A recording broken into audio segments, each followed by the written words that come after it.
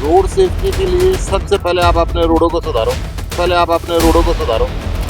साहब, जैसे इस कानून को रोड सेफ्टी कानून बनाया गया है, तो वाकई में मानते हो कि इससे सेफ्टी होगी, लोग सड़कों पर आते हैं, नाम रोड देखिए, सेफ्टी। मैं आपको बताता हूँ, एक्सीडेंट एक भी ड्राइवर जानबूझ के नहीं करता। जानबूझ के कोई एक्सीडेंट करता है, उसको प्रूव होता है तो उसको जो मर्जी सजा दें, और उसकी इतनी भारी सजा होना तो स्वाभाविक है कि लोग इकट्ठे होंगे। 10 साल की सजा दे दे, 7 लाख रुपए तो वो अपना घर बेच के भी नहीं ला सकता। तो ऐसी स्थिति ठीक नहीं है। आम आदमी पार्टी इस कानून का विरोध करती है। तोड़ दिए। आदमी परेशान होता है। आज खिलाड़ियों ने मेडल वापस किए, परेशान होकर किए ना। ड्राइवर भी इस बात से परेशान है।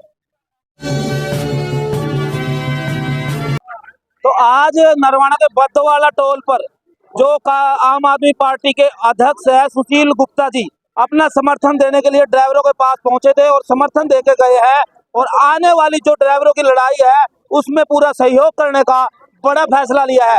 तो आज पहुंचे थे यहाँ बद्दवाला टोल पर। आज की जो खबर है उसके बारे में आप क्या कुछ राय रखते हैं, इसमें कमेंट सेक्शन में राय रखें। जी सांसद साहब, आज बद्दोवाला के टोल टैक्स पे आप ड्राइवर भाइयों का धरना चला हुआ है, यहाँ पर आप आज पहुंचे हैं, क्या कुछ कहना चाहिए?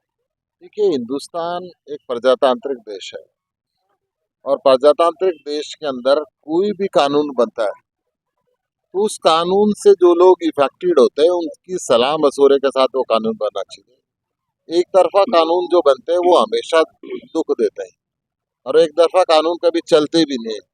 इसमें प्राकृतिक न्याय नहीं है। अगर 10 साल की कैद और 7 लाख रुपए जुर्माना एक एक्सीडेंट के बेस पे ड्राइवर को भुगतना पड़ेगा तो कोई भी इस प्रोफेशन में नहीं आएगा। तो क्या हिंदुस्तान सड़क पे दौड़ पाएगा? क्या हिंदुस्तान आगे चल पाएगा?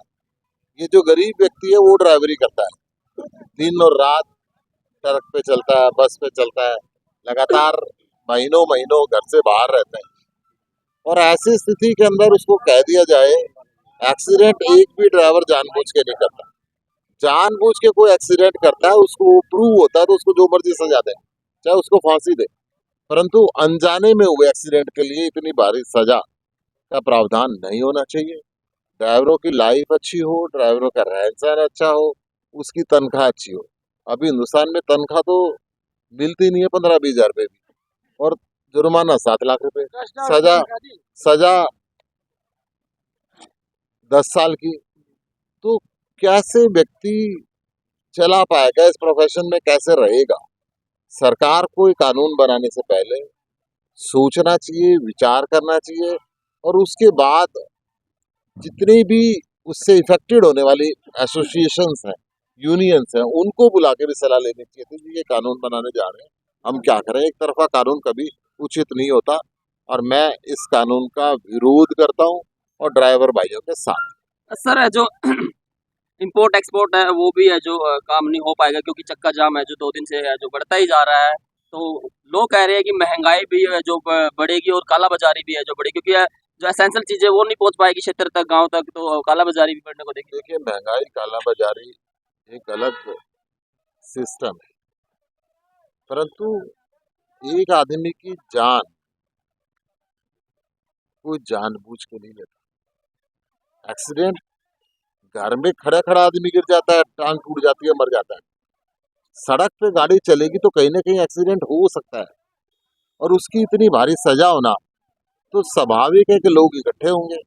पूरे हिंदुस्तान के अंदर इसका विरोध होगा, तब सरकार उठे। सरकार को पहले उठ लेना चाहिए, सरकार को पहले विचार विमर्श कर लेना चाहिए। मैं देश के प्रधानमंत्री को, देश के राष्ट्रपति को भी इस विषय के अंदर लिखूंगा कि भाई ये उचित नहीं है, इस पे आप दोबारा विचार करें, और जितने भी इफेक्टेड लोग हैं उनको बुलाएं, उनके एसोसिएशंस को बुलाएं, और उसके बाद कानून में संशोधन। गुप्ता साहब, जैसे इस कानून को रोड सेफ्टी कानून बनाया गया है, तो वाकई में मानते हो कि इससे सेफ्टी होगी, क्योंकि लोग सड़कों पर आते हैं, नाम रोड देखिए, सेफ्टी दिया है। मैं आपको बताता हूँ, रोड सेफ्टी के लिए सबसे पहले आप अपने रोडों को सुधारो। जगह जगह खड्डे होते हैं, बैरिकेडिंग नहीं होती, जंगली जानवर आ जाते हैं, पूरी सड़क के ऊपर गायें बैठी रहती हैं, जानवर बैठे रहते हैं, वो आपको सेफ्टी नहीं दिख रही। एक ड्राइवर को सजा दे देंगे आप 10 साल की। मैं ये कह रहा हूँ जी, धुंध है, नहीं दिख रहा हूँ, एक अचानक स्पीड से गाड़ी आ रही है, अचानक व्यक्ति भाग के आ गया, गलती किसकी है? अचानक भाग के आने वाले की भी गलती है, परंतु गलती उस ड्राइवर की मानी जाएगी और उसको 10 साल की सजा दे दें, 7 लाख रुपए तो वो अपना घर बेच के भी नहीं ला सकता। तो ऐसी स्थिति ठीक नहीं है। हमें ये जांच करनी चाहिए क्या गलती है, क्या ये जानबूझ के किया है या बाकी एक्सीडेंट है। एक्सीडेंट की धाराएं अलग होनी चाहिए और जानबूझ के किए की धाराएं अलग। संसद साहब, देश में जहाँ जहाँ भी आम आदमी पार्टी पूर्ण रूप से सरकार, तो किस तरह का विरोध करने का काम है?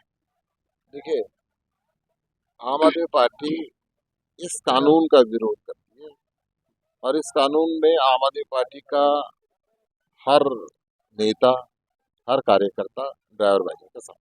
सर बहुत से सांसदों को जो निलंबित कर दिया गया है अप्रोक्सीमेटली 141 से, कैसे दे देखते हैं सर? ये देश का लोकतंत्र खतरे के अंदर है। भारतीय जनता पार्टी पहले किसानों के, अब देखा उन सांसदों का क्या कसूर था।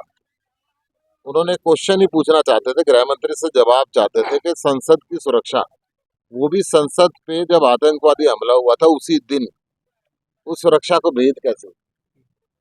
उस सुरक्षा को, वो एक रंगीन गैस गई, वहां पे जहरीली गैस भी जा सकती थी। जब कई सांसद जान भी गंवा सकते थे, अगर वो जान गंवा देते तब तो आप सवाल का जवाब देने आते। और अब जहरीली गैस के बजाय एक रंगीन गैस आई तो आप जवाब भी नहीं देना चाहते। सुरक्षा में तो भेद लगा है ये। और गृह मंत्री जब संसद में थे जवाब दे देते ना जी, क्या फर्क क्या पड़ता था इसके अंदर? जवाब नहीं देना साहब, अकड़ के रहना है। 140 सांसदों को सस्पेंड कर देना है। देश के सारे ड्राइवर सड़कों पर बैठे, नहीं साहब हमने जो कह दिया वो फाइनल। ये अहंकार तो इस दुनिया के अंदर रावण का भी नहीं रहा था।